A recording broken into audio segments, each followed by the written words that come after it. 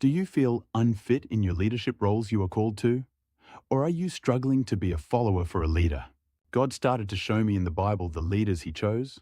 And though many may see them unfit in our society, then and now were anointed by God as leaders throughout the Bible. And the ones who seemed so fit in the society and by the majority can be unfit in the eyes of God. I hope my book will help you see leadership in a different perspective, more biblical one and more humane one. This book is written without help of AI and is not anything political, does not discuss any politics nor politicians. It has obtained publishing offers and copyright from year 2025 and does not allow reproducing or copying of any kind without prior written consent and credits. Thank you. Chapter 1. Moses. From a new upcoming book, The Unfit Leaders in Bible and Life. Do you know the faith chapter in the Bible? Hebrews 11? See Moses section here. By faith Moses, when he had grown up, refused to be known as the son of Pharaoh's daughter. He chose to be mistreated along with the people of God rather than to enjoy the fleeting pleasures of sin. He regarded disgrace for the sake of Christ as of greater value than the treasures of Egypt, because he was looking ahead to his reward.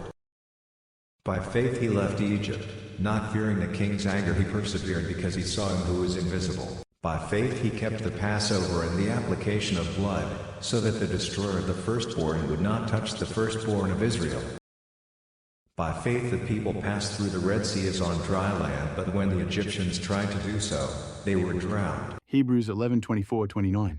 God had a plan for Moses. His name in Hebrew, Moshe, commonly linked to the Hebrew verb masha, which means to draw out or to pull out. Not only Moses was pulled out of the river, but his destiny was to pull Israelites from Egypt, from Pharaoh. Note that self-diminishing beliefs Moses had for himself were not things said to him from God or others in the Bible. Do we compare ourselves by watching prominent speakers or people with a large following and compare ourselves in our roles that are not even same in nature and calling? God is so patient, ever more than any of bosses I have had, in answering all Moses' questions and doubts. Then finally his anger burns, verses 14 against Moses at disobedience. Moses initially had refused to do what God anointed him to do by asking God to send someone else. His insecurity, doubt, and fear took over him, though God himself appeared in front of Moses and repeatedly said he will be with Moses, provided a staff to perform supernatural miracles, explained his plans in detail. It is only after God's anger burns that God speaks of Aaron. Then Moses reluctantly accepts his duty, but that was not God's plan A or original order to Moses. Aaron was not God's plan to co-lead, but just to be there.